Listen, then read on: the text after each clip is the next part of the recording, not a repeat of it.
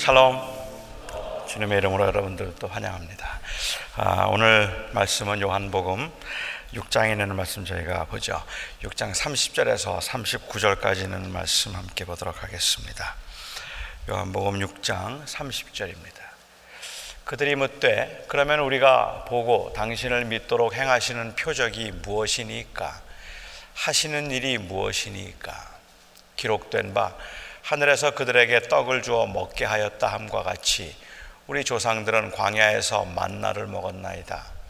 예수께서 이르시되 내가 진실로 진실로 너희에게 이르노니 모세가 너희에게 하늘로부터 떡을 준 것이 아니라 내 아버지께서 너희에게 하늘로부터 참 떡을 주시나니 하나님의 떡은 하늘에서 내려 세상에 생명을 주는 것이니라.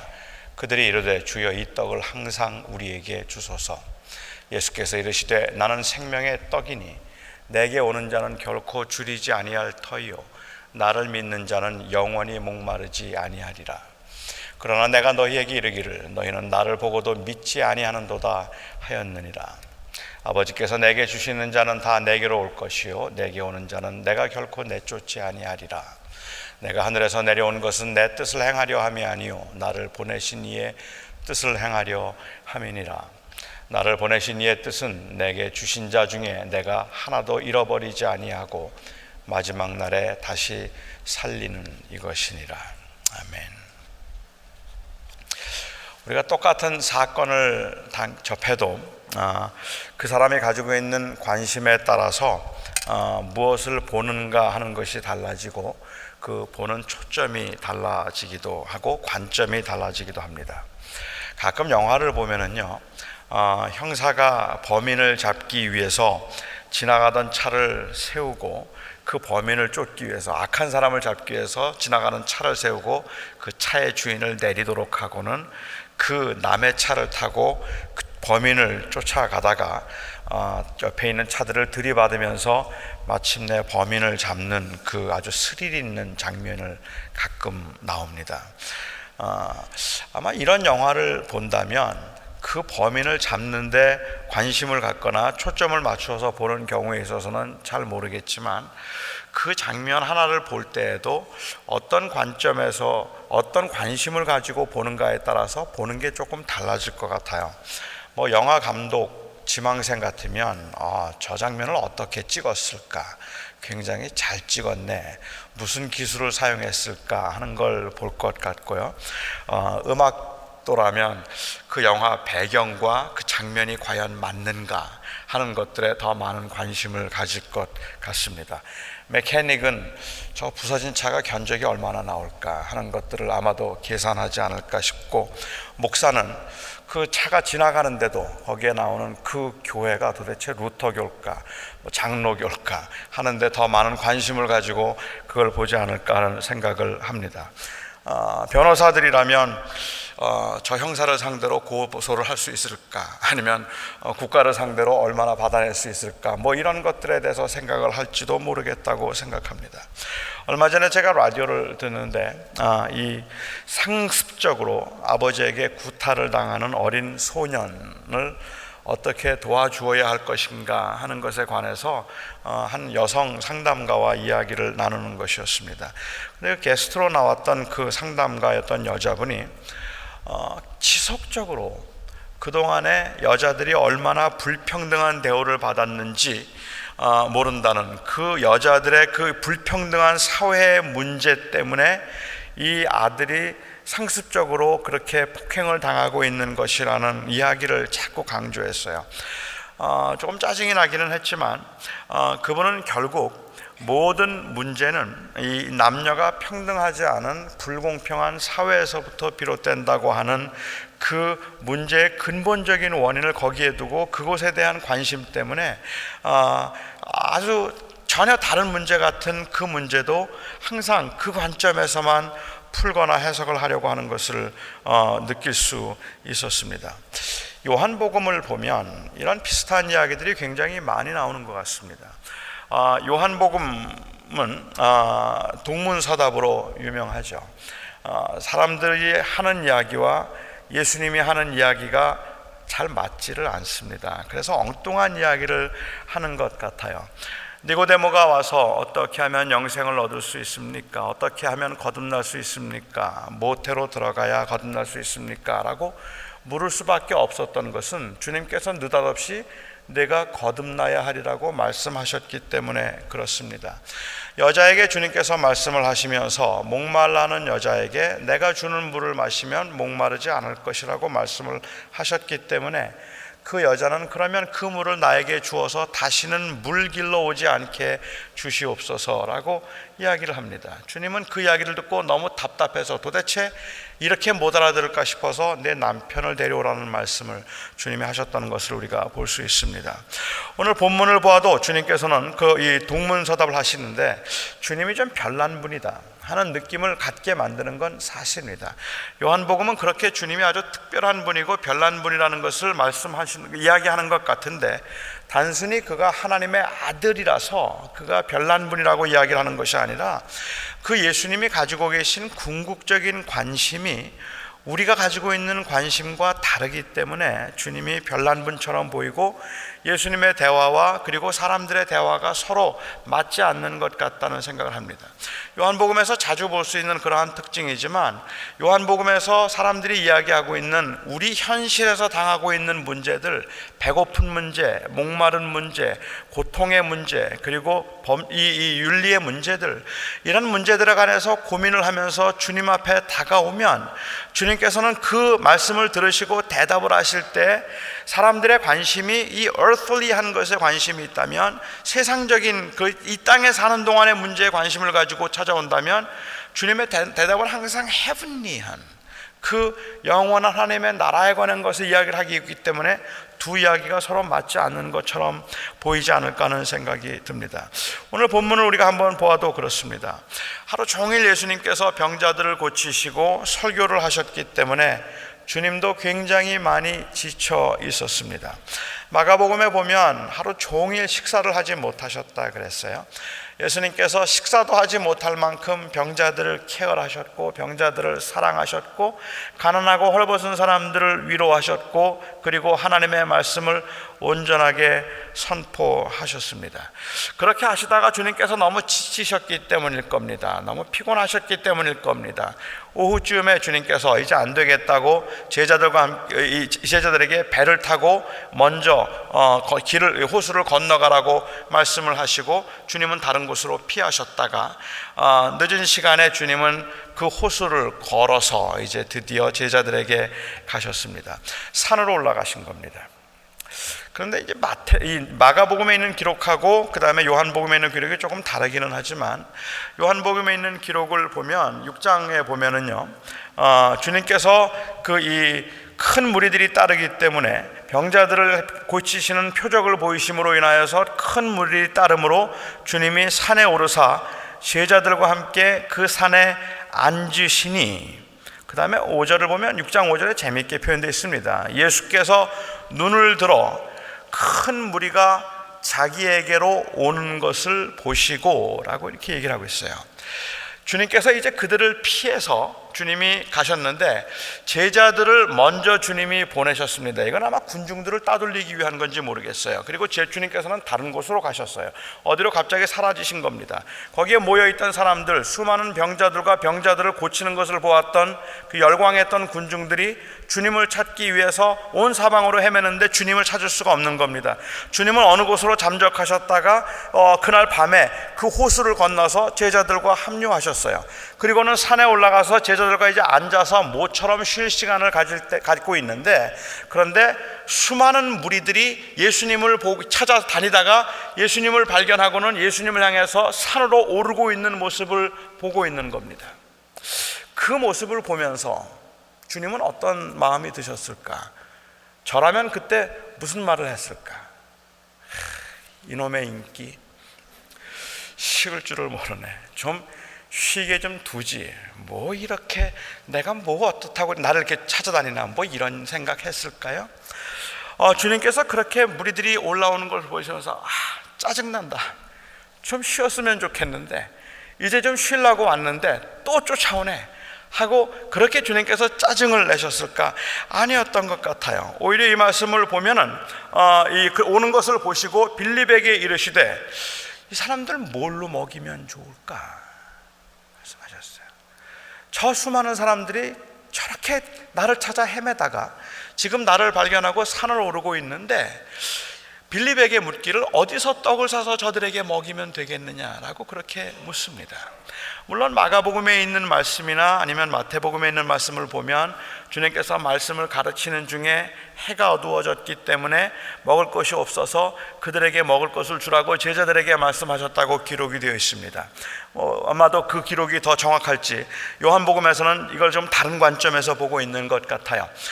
그래서 제자들이 올라오는 것을 보시고 주님께서는 그들을 모일 때 너무 안 됐다는 생각이 들어서 먹을 것을 좀 주자라고 그렇게 이야기를 합니다. 그리고는 보리떡 5개와 물고기 2마리를 가지고 이제 주님께서 그 사람들을 불쌍히 여겨서 먹이고 있는 그러한 모습이 오늘 본문에 나와 있는 그 배경입니다.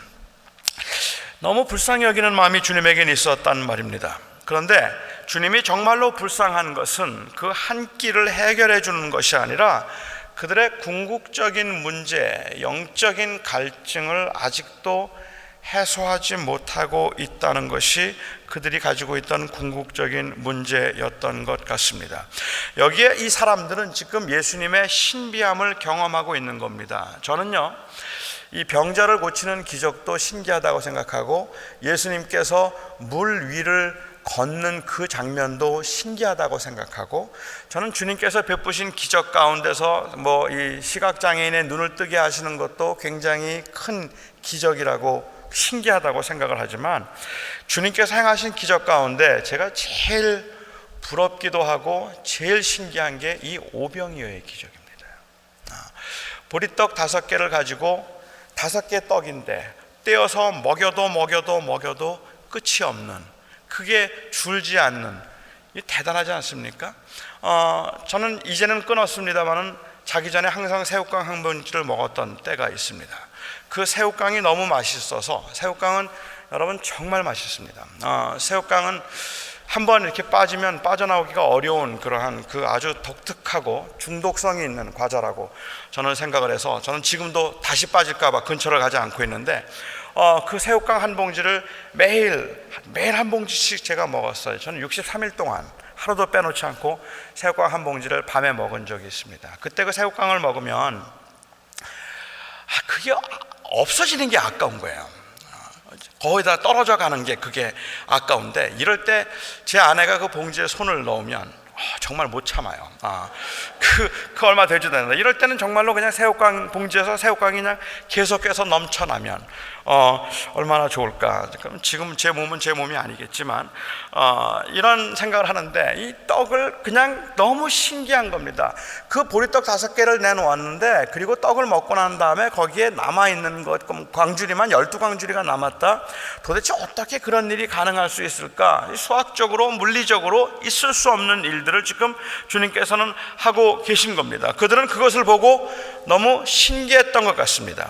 그래서 그들은 생각하기를 이분이 정말로 우리의 지도자라고 생각했습니다. 그런데 여러분, 여기서 지금 이 광야에서 이들이 떡을 먹으면서 이분이야말로 우리의 지도자다, 우리에게 정말로 메시아다라고 그렇게 확신을 하게 만들었는데, 그가 메시아라고 생각을 했던 그 이유는 단순히 떡을 먹고 떡이 맛있거나 그 기적을 보고 기적이 신기해서 그랬던 것이 아니라는 말입니다.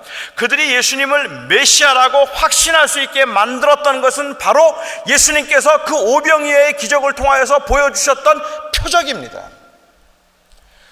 그래서 그들은 생각하기를 하나님께서 이스라엘 백성들을 처음에 출애굽시켜서 그 광야로 인도하시고 가나안 땅에 인도하실 때 하나님께서는 모세를 세우셔서 40년 동안 그 광야에서 만나를 먹게 하셨는데, 그 광야에서 만나를 먹게 하시고 양식을 주셨던 그 메시아, 그 모세가 지도자로서 우리들을 그 억압 가운데서 자유하게, 우리 조상을 자유하게 했었는데, 이 예수가 이 광야에서 우리에게 먹을 것을 주니, 우리에게 떡을 주니, 우리에게 떡을 주는 이 표적을 통하여서 그가 메시아가 아닌가라고 그들은 확신하고 있다는 말입니다.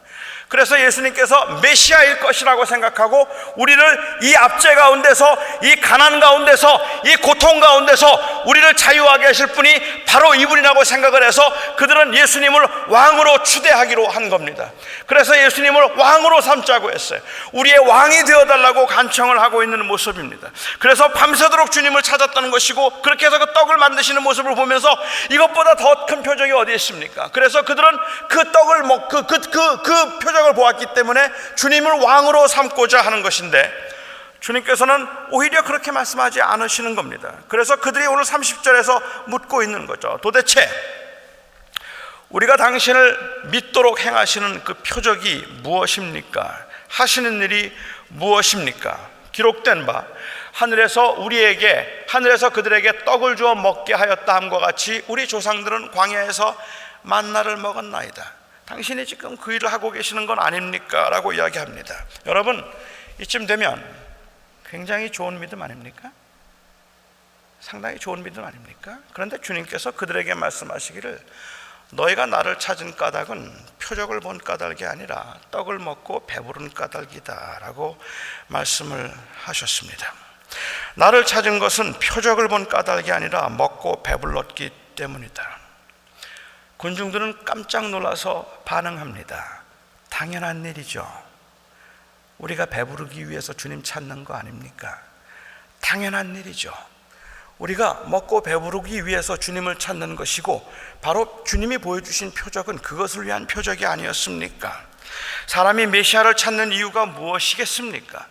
메시아를 찾는 이유가 바로 인생의 문제를 해결하기 위해서 아니겠습니까?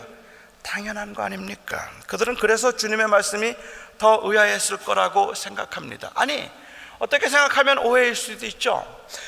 지금 주님께서는 그 메시아로 왕으로 삼겠다고 하는 그 사람들을 향하여서 너희가 나를 찾는 까닭은 먹고 배불렀기 때문에 나를 찾는 것이고 양식을 위해서 나를 찾는 것이라고 말씀하시면, 아닙니다 주님, 내가 지금 그 음식을 먹어보고 그 음식이 맛있어서 또 그 음식 만들어 달라고 내가 주님을 찾고 있는 게 아닌 겁니다. 내가 그렇게 주님을 찾고 있는 것이 아니라 내가 주님을 찾는 이유는 주님을 메시아로 모시기 위해서입니다라고 그렇게 말하는 사람도 있겠죠. 그런데 여기에 제가 알고 있는 군중들의 그 수준이 그 정도는 아니겠다는 생각이 든다는 말입니다. 그러니까 주님께서 너희가 나를 찾는 이유는 먹고 배부른 까닭이다, 양식을 찾기 위해서고 먹고 배부른 까닭이다 라고 주님께서 그렇게 말씀하실 때, 그 말의 의미가 너 지금 이 떡이 먹고 싶어서 지금 또 떡 먹으려고 찾아온 것이지, 이렇게 말씀하신, 이렇게 유치하게 하신 말씀이라고 생각하진 않았을 거라는 말입니다.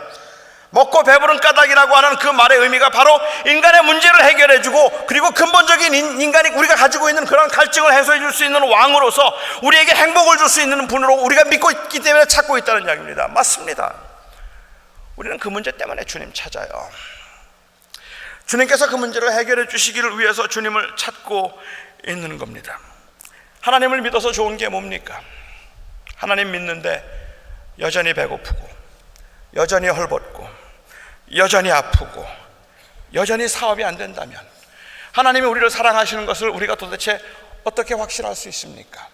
내가 하나님을 믿고 하나님을 의지하면 하나님께서 나의 하나님이 되셔서 나의 길을 인도하시고 나의 걸음을 인도하셔서 나의 불편함을 해결해 주시고 나의 기도를 들어주셔서 나의 고통의 문제를 해결해 주시고, 내가 배고플 때 먹을 것을 주시고, 내가 외로울 때 친구가 되어주시고, 내가 힘들 때 나의 힘이 되어주시는 분이 그 하나님이 여호와 하나님이 아니시고 그 하나님을 내가 믿는 거 아닙니까? 그런데 내가 나를 찾는 까닭은 먹고 배부르기 때문이다. 주님, 그거 위해서 오신 거 아닙니까? 먹고 배부르도록 하기 위해서, 편안하도록 하기 위해서, 우리가 조금 더 이 땅에 사는 동안에 우리가 조금 더 그 이 풍성하고 그리고 의미 있는 삶을 살도록 하기 위해서 주님께서 오신 것 아닙니까?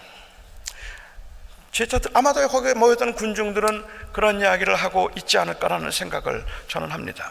물론 주님께서 그 부분에 관심이 없었던 것 아닙니다.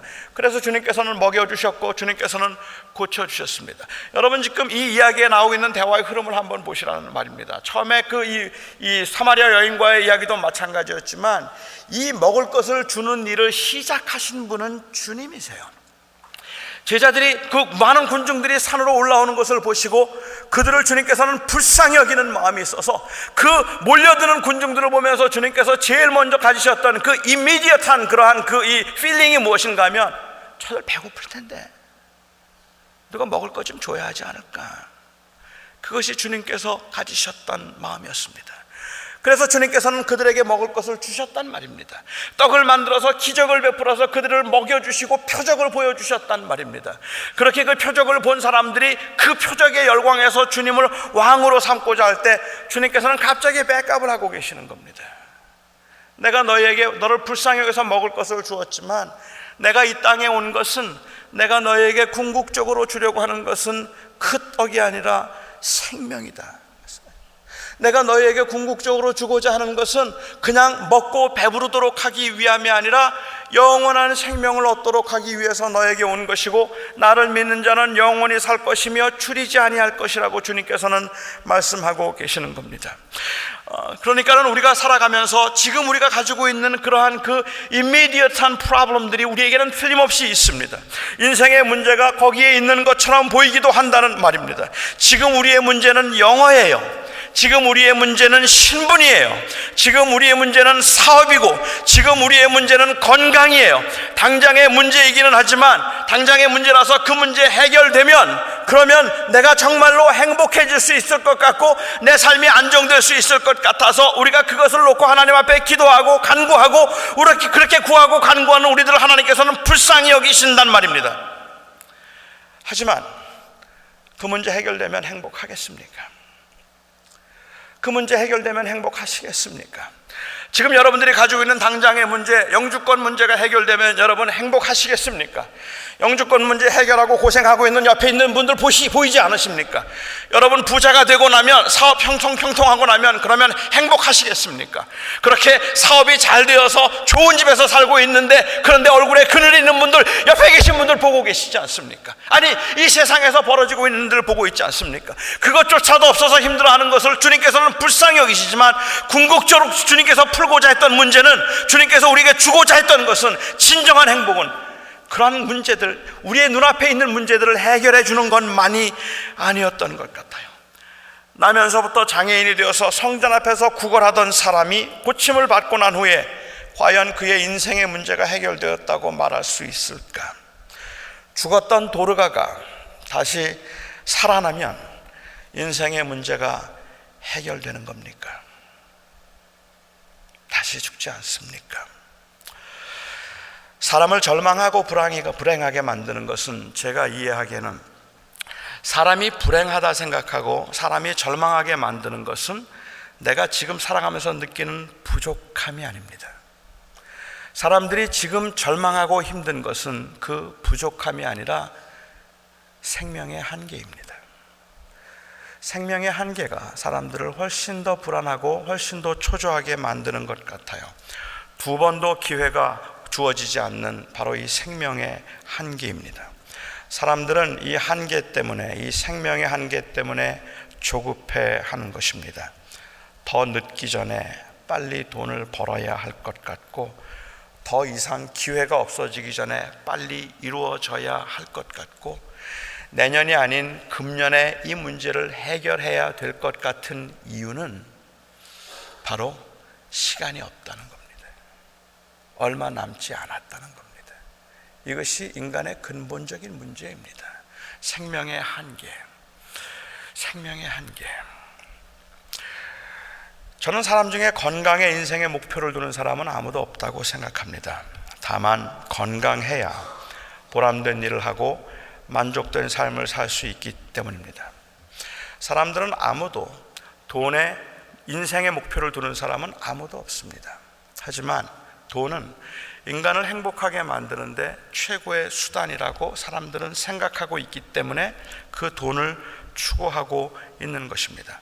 그러니까 우리를 좀 불쌍히 여긴다는 의미, 우리가 보면 우리에게는 굉장히 필요하고 중요한 것들이긴 하지만 우리의 진짜 문제는 주님께서 말씀하고자 하시는 내가 메시아가 되었다, 메시아로 이 땅에 왔다고 말씀하실 때 내가 너희에게 주고자 하는 것은 그냥 이 세상에 사는 동안에 얼마나 부자로 편안하게 건강하게 사는가 하는 문제가 아니라 지금 배고픈 너희들에게 먹을 것을 주어서 배부르게 하는 것, 그것이 아니라 다시는 배고프지 않은 영원한 그 나라로 너희를 인도하는 것, 그것이 진정한 행복이란 말이에요.